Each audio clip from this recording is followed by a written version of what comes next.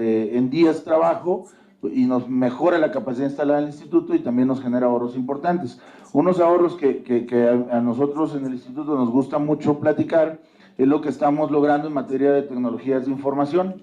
Por ejemplo, hemos logrado simplificar trámites y hacer que ahora sí los obreros, perdón, los patrones paguen las cuotas de sus obreros, las cuotas de obreros patronales, de una manera más simplificada. Estamos tratando de hacerle, como dice el director general, la vida más simple a nuestros beneficiarios. Ahora ellos, en vez de tener que ir al banco, pues ya lo pagan electrónicamente. Hace un año, pues un patrón tenía que mandar a un empleado a que fuera a hacer una fila a un banco. Esos pagos pues son más de como 10 millones de pagos los que se hacen al año. Entonces evitamos que 10 millones de personas fueran a los bancos a pagar. Otra cosa, hoy día ya tenemos, por ejemplo, muchos trámites que antes la gente tenía que ir a hacerlos al instituto. Uno de los trámites, que es también muy importante, es cuando quieres sacar tu número de afiliación. Tú trabajas, te dan la típica hoja rosa y luego con esa tienes que ir a tu clínica o a tu subdelegación y demás a poder tramitar tu número de IMSS, de Seguridad Social. Eso ya lo puedes hacer por el internet. Antes, pues eso te quitaba unas 4 horas y a nosotros, pues nos quitaba una persona que te atendiera 4 horas y hacia dentro del instituto, pues a lo mejor de las 2 personas. Eso lo que hacemos ahora es que tú lo puedes hacer por internet, para que tengan una idea de como de febrero para acá, quizá a fines de enero para acá, ya se hace por internet. Llevamos casi 1 millón de personas que no han ido al instituto. Y si esas personas nos costaban al instituto 10 pesos, pues son 10 millones de pesos. O sea, al final del día, el volumen de trabajo del instituto es tal que cuando haces estas mejoras, pues a lo mejor puntual o por cada trámite es poquito, pero cuando lo multiplicas por el número de trámites, pues la verdad empieza a generar ahorros importantes. Entonces, de una manera importante hemos hecho eso, hemos hecho también la compra consolidada de medicamentos, hemos buscado ser más eficientes en el manejo de los inventarios. Antes teníamos poco más de 3 meses de inventarios en nuestras farmacias, ahora lo redujimos. Es cierto, tuvimos un problema al arranque del año, ya lo resolvimos con la logística de la entrega de las medicinas. Todas estas cosas nos han ayudado. Ahora, ¿qué buscamos en el 2014? Pues la verdad lo que buscamos es que aquellas cosas que logramos hacer en el 2013 y que podemos seguir repitiendo, como el ahorro en comisiones bancarias, como más trámites electrónicos, seguirlos capitalizando. ¿Para qué? Para que aquellas cosas que hicimos durante 2013 y que no podemos repetir porque es ahorro de una sola vez, como este asunto de bajar los niveles de inventario, pues la verdad tenemos que buscar otras cosas para irlo haciendo. Nosotros en el instituto pues estamos tratando de hacer todo nuestro trabajo para que esta curva que tenemos de mayor uso de las reservas, pues tratarla de irla reduciendo. Y debo ser muy franco, yo no creo por el problema de los déficits en algunos seguros que la llevemos a cero, pero la verdad es que lo importante es que la podamos contener, para que este déficit del instituto pues cada vez sea menor o sea algo contenido y manejable que le permita llegar al instituto, decía yo, a la fecha del 2033. Pues bueno, yo por ahí terminaría. La verdad es que creo que va a ser importante destinar tiempo, senador, a algunos comentarios, y si yo puedo responder algunas de las preguntas, pues sería algo que lo haría con muchísimo gusto. Entonces, muchísimas gracias por su atención. Muy bien.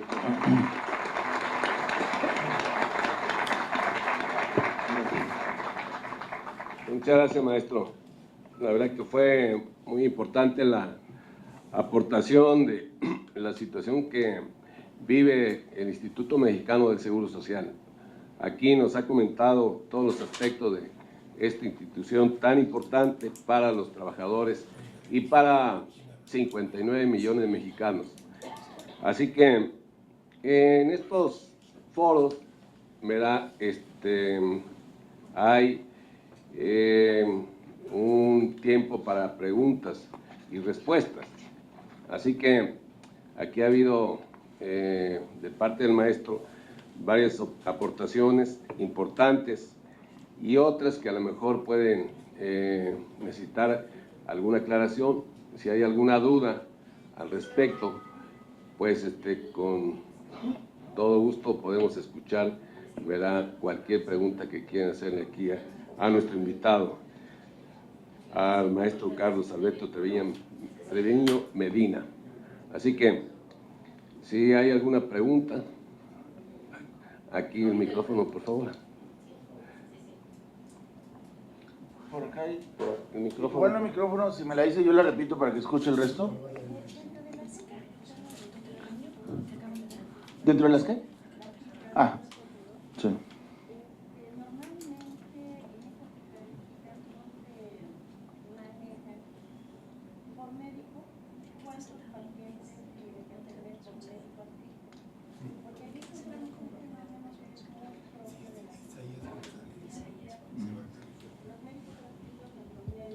Estadísticamente, haciendo una investigación exclusiva, médico adscrito atiende en promedio entre 50 y 70 pacientes.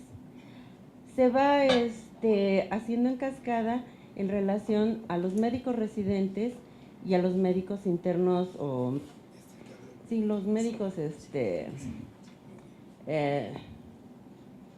están antes de hacer su servicio social, los médicos internos de pregrado. Eso debilita la relación médico-paciente y la eficiencia y eficacia en esa estructura que se necesita para que haya un buen servicio de salud. Y esos datos normalmente no los manejan. ¿Usted no los podría manejar? A ver, la verdad es que debo ser muy honesto, no me lo sé, pero ahorita aquí estoy abriendo un dato que tenía de hace un tiempo. Pero primero debo decir que la presión que tiene el instituto para atender a todos sus beneficiarios es muy importante y creciente. Y también debo decir que de acuerdo a los datos recomendados, o no recomendados, sino si nos comparan con la OECD, pues sí no estamos en una situación pues, muy favorable. Y eso lo podemos saber, digo, los que hemos ido al instituto, pues sí vemos que nuestras clínicas están con una demanda muy importante. Ahora bien, en materia de unidad, de servicios por médico, estoy tratando de buscar el dato, si me permiten, creo que aquí lo tenía. Sí lo manejamos de manera, regular, es un indicador que nosotros manejamos. De hecho, como decía, en junio vamos a entregar un informe que entregamos anualmente al Ejecutivo y al Congreso, donde ahí vienen todos estos datos por prestaciones médicas, cuánto es lo que tenemos en materia de consultas totales por médico, y lo tenemos también desagregado por región, ¿no? O sea, para poder saber cuál es nuestra capacidad instalada, dónde debe crecer más y cómo la tenemos, distribuida a nivel nacional. La verdad es que no tengo aquí el dato, creí que sí lo tenía. A ver, aquí me consejero, fíjense que no venía preparado nuestro consejero, pero aquí lo tenemos. Por ejemplo, aquí por ejemplo, lo voy a leer tal cual, cuando nos comparan con la OECD en México, tenemos, por ejemplo, en materia de camas, tenemos nosotros 1.6 camas por cada 1000 habitantes en México, no en el instituto. Mientras que en otros países donde se tiene el mayor, digamos, número de desempeño de este indicador es Japón, donde tiene pues 8.2 camas por cada 1000 habitantes. Entonces, por ejemplo, es una dimensión muy importante en la cual pues nosotros en los países de la OECD pues estamos en un lugar pues no muy favorable. En materia de los médicos igual, nosotros por ejemplo tenemos 2 médicos especialistas por cada 1000 habitantes, y en el caso de Alemania, por ejemplo, que es el país que tiene los mejores indicadores, son 13 médicos por cada 1000 habitantes. Entonces esto va un poco orientado a lo que usted nos comenta, o sea, es decir, en el instituto sí tenemos un problema de capacidad instalada, el cual pues, estamos tratando de atender de la mejor manera con los recursos que tenemos para poder, pues con esta infraestructura, poder destinarla lo mejor que podemos a atención de nuestros beneficiarios. Sí, perdón, disculpe, parece que vamos a hacer un diálogo, lo cual no es propio de estos eventos. Pero cuando estamos hablando de la relación médico-paciente y la eficiencia y la eficacia, hacen falta ese tipo de estudios, porque definitivamente entonces al médico no se le da tampoco su lugar como trabajador. La descarga de trabajo a veces de los médicos es gigantesca, su responsabilidad, y definitivamente tenemos muy pocos médicos adscritos. La responsabilidad luego cae en los estudiantes y entonces se disemina esa responsabilidad. Nada más es casi recomendación, ¿no? Sí, no, muchas gracias, agradezco mucho su comentario. Gracias. Gracias. Muy bien, muchas gracias. ¿Alguien más? Ahí. Muy buenos días, don Carlos, gracias por la exposición. Aquí nada más quisiera comentar lo siguiente, y para mejorar las finanzas a lo mejor es una idea de su instituto. ¿Qué está trabajando el Instituto Mexicano del Seguro Social con respecto a los pagos, a la actualización en los pagos por parte de los trabajadores, por parte del patrón? Porque cuando alguien recibe un aumento de sueldo en el sector privado, tengo entendido que no se reporta muchas veces al instituto. Sería muy bueno pues practicar o hacer algo que fuera como que en línea para que el instituto estuviera informado sobre esas actualizaciones que se generan y que se cubra con las aportaciones, tanto para que el instituto sea beneficiado como para el trabajador también, porque muchas veces cuando llega el momento de su pensión o cuando empieza a hacer cuentas, ahí ya hay unos faltantes. Sí, de hecho el comentario es interesante, es muy importante de hecho, y se da, de hecho uno de los trámites que más se consultan es cuál es el salario base de cotización. O sea, los empleados van al instituto y piden, oye, ¿cuál es mi salario base de cotización? Porque muchas veces lo que yo gano no es lo mismo que mi salario base de cotización, y mi pensión se calcula en base al salario base de cotización, es el elemento de cálculo. Entonces, nosotros, de hecho, hay una reforma pendiente por tratar de homologar cómo los patrones calculan para efectos de deducción de impuestos los salarios de sus trabajadores y cómo los calculan para efectos de cálculo de la prima de pago al instituto.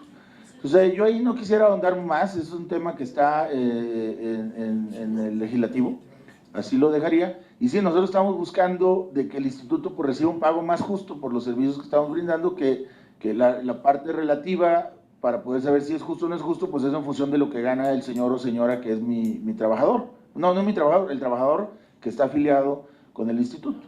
Entonces hay una reforma al respecto, creo que ahí le dejaría, y sí estamos buscando pues que en ese sentido los ingresos del instituto pues sean más justos, diría yo.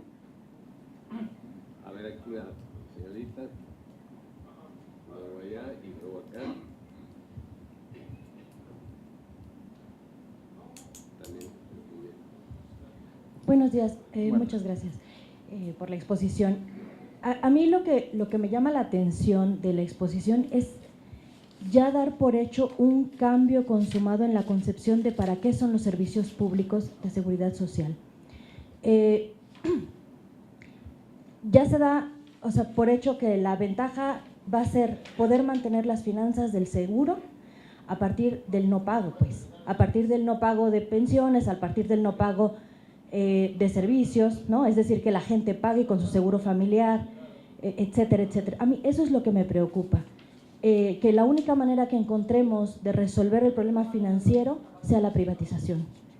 Y eso es un problema grave en un país en donde las condiciones de vida están viniéndose para abajo. Definitivamente la demanda de atención de servicios se va a incrementar, y no por el cambio demográfico, porque el cambio demográfico con el bono en juventud que nos estaría dando ahorita, en estos, justamente pensando que la gente que aporta, la económicamente activa, tendría que estar en su mejor momento financiero, y no es así. Y no es así porque justamente los cambios laborales, los cambios, estas reformas que nos está planteando como que nos han dado el beneficio de poder cobrar lo justo, en realidad lo que nos han permitido es el desfinanciamiento de las instituciones.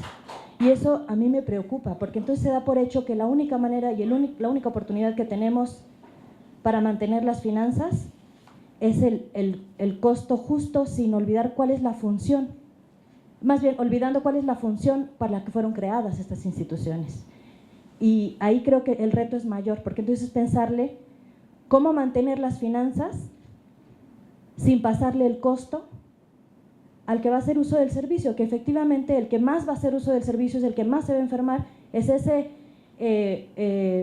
trabajador sobreexplotado por condiciones laborales pésimas, que al final del día ya no va a tener pensión, ya no va a tener, no le va a alcanzar para completar su seguro familiar, que no solo es reducido en términos de cuánto entra de ingreso a la institución, sino también a qué tiene derecho como usuario del servicio. Entonces, a mí lo que me preocupa es cuál es el paradigma que está de fondo de mantener las finanzas de la institución. A ver, primero una aclaración. Nunca he planteado, ni nadie ha planteado en el gobierno federal una privatización del servicio de salud. O sea, primero un punto muy importante, tajante y claro. O sea, no hay un camino hacia allá en lo más mínimo y creo que o me expliqué mal o no hubo una muy buena comunicación. Primer punto. Segundo punto, el instituto fue creado para atender a la población trabajadora y sus familias. Entonces nosotros, ante la demanda, no nosotros, sino el legislativo y el gobierno federal, en un momento dado, derivado de la demanda de personas que no contaban con un empleo formal, se creó el seguro para la familia, donde como no son trabajadores y no tienen un patrón que aporte una cuota, pues la aporta esa familia. Así es como funciona. Y sobre los demás puntos, pues creo que tienen que ver más con el sector salud, no solamente sobre el Instituto Mexicano de Seguridad Social, donde nosotros, pues como decía, brindamos servicios de seguridad social a los trabajadores afiliados con nosotros y a aquellas personas que toman la decisión de afiliarse de manera particular. Yo creo que hay muchos conceptos que respeto, que usted hizo, y yo creo que pues, son parte de lo que se tiene que discutir y dilucidar durante esta semana y las posibles reformas que se discutan en el legislativo. Gracias. Allá el señor de morado primero y luego, así es. Gracias. Gracias, buenos días. Mi nombre es David Díaz, trabajo para el Instituto Nacional de Neurología y Neurocirugía. Me parece muy amplio el análisis que hace el señor funcionario del IMSS, pero se me hace que no tocó el aspecto de que el IMSS y las demás instituciones de seguridad social fueron creadas en una época que se pensaba que el empleo iba a seguir creciendo y que los salarios iban a seguir teniendo un poder adquisitivo. De los años 76 para acá hemos tenido una caída del poder adquisitivo del salario, y también una caída del empleo formal. Me parece que son los problemas fundamentales de las instituciones de seguridad social. Una pregunta a usted. En sus análisis financieros que entregan año con año ante el Congreso de la Unión, ¿se considera esto? Es decir, parte del análisis debía ser que el IMSS está sufriendo estos quebrantos financieros porque el empleo, pues no se crea ningún empleo y el poder adquisitivo del salario es muy bajo. Yo creo que debemos de partir de dónde salieron los problemas, porque está bien la exposición, pero esos son los problemas ya creados, pero ¿de dónde surgieron? Entonces, yo sí le pediría, si tuviera esos datos, es decir, que el propio IMSS hiciera una historia de los años de crecimiento, cómo creció, y después a dónde, desde que se inicia la apertura comercial o antes, la transformación del modelo económico, cómo entonces el país declina en lo económico. Igual sus instituciones tienen que declinar y por supuesto los problemas se van a agravar. Yo considero pues que efectivamente, por ahí lo decía, no se van a componer los problemas reduciendo prestaciones. Una cosa, la transición epidemiológica y la transición demográfica es el resultado del avance de la ciencia y la técnica, es el resultado de que cada vez vivimos mejor, de que se urbanizaron las áreas que estaban deterioradas. Es un avance, no debemos verlo como un problema, ¿no? Lo que es un avance lo tomamos como un problema. Sí, nos genera otros problemas que antes no veíamos porque la gente se moría de un infarto sin saber que era un infarto, ¿no? Entonces ahora ya lo podemos detener, ahora les hacemos una serie de cirugías y ya tenemos aquí al paciente. Pero entonces el problema no es de fondo el avance, sino que el problema es que ahora ya tenemos una población. Pero sí me gustaría, y si puede responder a esto, si está considerado en los informes que darán. Sí, sí está considerado. Hay dos conceptos, es el porcentaje de población empleada y que está asegurada con nosotros, y el nivel salarial con el que cotiza. Eso también está ahí en el análisis que hacemos nosotros y que entregamos al Ejecutivo y al Congreso. Y hacemos un análisis para los últimos, no sé si, la verdad es que no quiero mentir, pero creo que son como los últimos 20 años cómo ha evolucionado ese tema. Y usted tiene razón, doctor, en el sentido de que, bueno, perdón, es que como trabaja en el Instituto de Neurología, asumí que era doctor, pero bueno. Entonces, el problema no es que la gente viva más, esa es una realidad de la cual nos debemos sentir felices por el avance de la tecnología y la ciencia. Sin embargo, como usted bien dice, cuando se calcularon los costos, pues se asumía que la gente iba a vivir menos. De hecho, igual, en el régimen de pensiones del instituto, pues la gente, pues se asumía que iba a vivir a lo mejor hasta los 65, 70 años, ¿no? Yo digo, no puedo decir exactamente cuándo porque no tengo el conocimiento, yo no estaba ahí, mucho menos, pero ahora la gente, gracias a la tecnología, gracias a los avances, pues vive más de 75 años. Entonces, de hecho, hay casos donde pues hay empleados que ya fueron jubilados y se jubilaron hace tiempo en el instituto, y de su vida productiva van a haber trabajado menos años de los que están jubilados. O sea, ahí no te dan los números, porque cuando se calcularon las jubilaciones aquellas, pues se pensaba que la gente no iba a vivir tanto como vive ahora, porque no se sabían los avances tecnológicos, y de hecho eso va a seguir creciendo. O sea, y yo, en el reporte que hacemos, en el informe, se analizan estos conceptos y se identifican pues estos diferenciales que existen, ¿no? Y la verdad es que no podría entrar en una charla como esta, ese detalle, pero el informe está tanto en la página del Congreso como en el Instituto. Es un informe como de cerca de 200 páginas, y la verdad creo que es un informe bastante detallado de ese concepto también, entre otros. Micrófono para señor de la Cámara. Gracias. Sí, buenos días. Mi nombre es José Félix Moreno, secretario de Previsión Social de Mar Negro. Mi siguiente pregunta para el funcionario del IMSS es: ¿por qué a veces, muchas veces no se habla de las modalidades, licenciado, ya que de alguna manera es un beneficio para todos los trabajadores? Hay mucha gente que ha aportado al IMSS, la cual no se ha podido pensionar, que por desconocimiento no sabe que sí se puede pensionar, que pagando alguna de estas modalidades, de alguna manera, podría llegar a obtener, aunque sea una pensión mínima garantizada, licenciado. De eso no se nos comenta. Hay mucha gente que por desconocimiento dejan de laborar, y más adelante, pues por no saber, no acuden a las subdelegaciones para ver qué modalidad, no se le informa, no se le orienta cómo se puede pensionar, ya que de alguna manera todos tienen ese acceso, y todo es acumulado en semanas cotizadas. ¿Qué ha pasado con todo ese dinero que tiene el IMSS de semanas cotizadas de todos sus trabajadores? Eso nomás era la pregunta, licenciado. Bueno, lo que hacemos en el instituto es, o sea, resulta difícil identificar a todas estas personas, irlas a buscar y decirles las opciones que existen. O sea, eso pues, es imposible para el instituto hacerlo.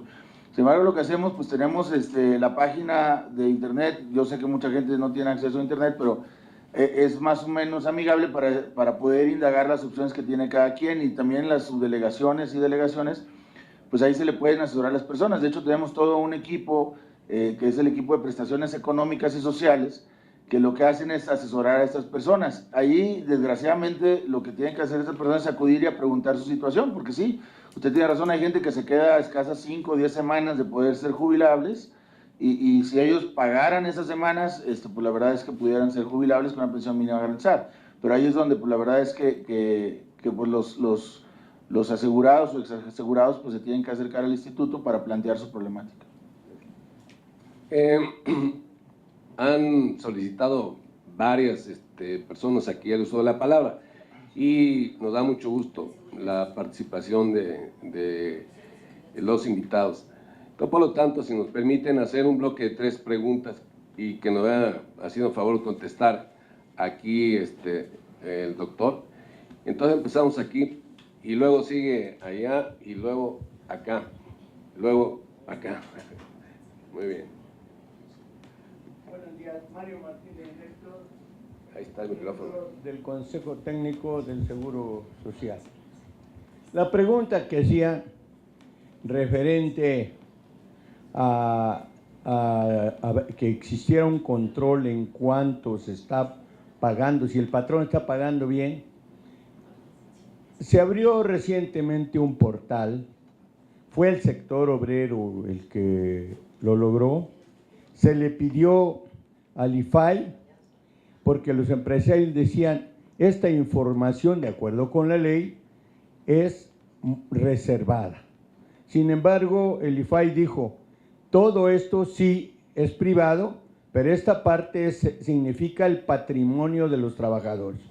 Hoy hay un portal, ustedes ingresan con su nombre, con su número de afiliación al Seguro Social y el CURP, inmediatamente entran y les dicen si está cotizando bien el patrón de acuerdo con el salario, porque se estaba dando el fenómeno. A mí me tocó, no quiero decir qué empresa, pero es una empresa importantísima de México, que el trabajador comprobadito recibía 20,000 pesos mensuales y lo tenían asegurado en el instituto con un salario mínimo. Cuando fue para obtener su pensión en lugar de ser la que le correspondía, era de 2,000 pesos. Esto nosotros quisiéramos que hiciera el efecto multiplicador. Yo creo que aquí ha faltado información. Yo he pedido, he solicitado que esto se le dé toda la publicidad necesaria para que el trabajador, con su nombre, con su número de afiliación y con el CURP, le dicen si está, cuántas cotizaciones tiene, cuántas. Luego dice que está pagando el patrón, si realmente está de acuerdo con el salario que percibe, y los 5 últimos patrones donde él laboró. Pudiéramos hacer mucho más aportaciones porque creo que las tenemos, pero yo quisiera nada más hacer hincapié en esto para que ojalá y lo que nosotros pretendemos que se haga el efecto multiplicador sea del conocimiento de todos y les paguen realmente la pensión que les corresponde, ya que, además hay un recurso, nosotros podemos fijarle capitales constitutivos como se lo hicimos a esa empresa y al trabajador tuvieron que darle toda la diferencia y pagarle lo que le correspondía.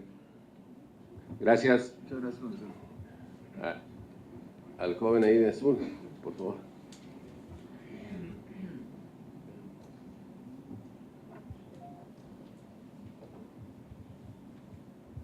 Buen día a todos ustedes, amigos presentes en el seno de este foro. Gracias por tenerlos abiertos y podernos expresar.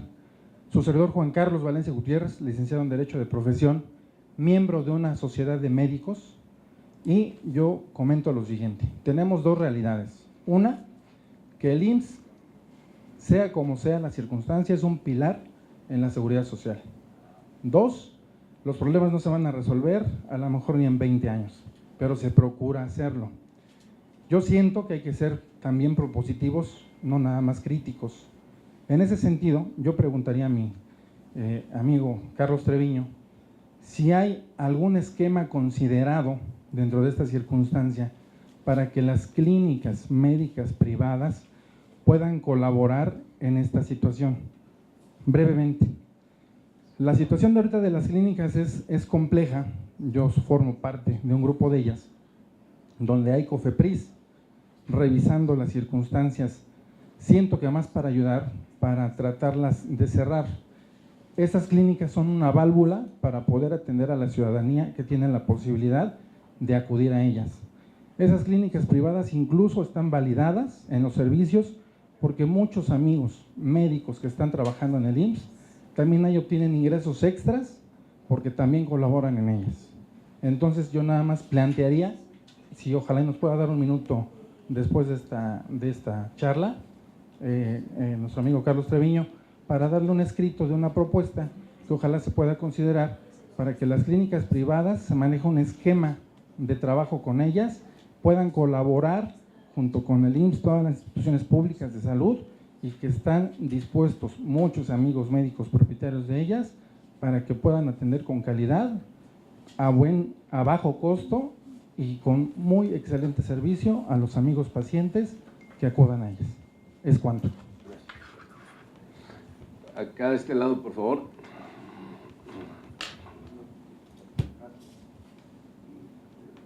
Sí, sí, sí. Sí, lo leí y lo hacemos en algunos casos. Muchas gracias.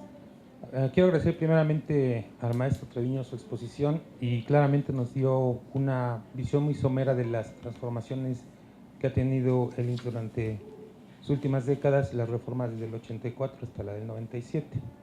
En ese sentido yo quisiera hacerle una pregunta, ya que en las reformas de 1984 y 97 hubo un declive del gasto per cápita en salud de cercano al 50%, lo cual trajo un deterioro en la calidad de la atención médica. Esta situación se trató de revertir con la reforma del 97. Algunos de los críticos de las reformas del 84 y 87 hacen mención que fue debido a presiones, sobre todo del Banco Mundial, con la introducción de esta corriente política denominada neoliberalismo, el cual al parecer ha persistido hasta la reforma del 97 y las actuales reformas de la misma de enero de este año. Mi pregunta en concreto es cuál es su postura en relación a este sistema económico que ha estado aplicando el instituto, que es un sistema basado en la mercantilización de la salud, y si este sistema va a seguir ahora en la próxima reforma de salud. ¿Cuál es su punto de vista personal y de la institución a este respecto? Gracias.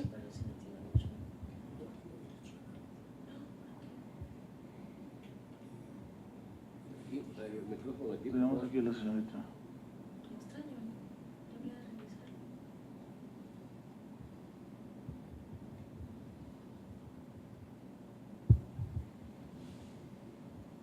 Hola, soy Odilia Ulloa, asesora de la Comisión de Seguridad Social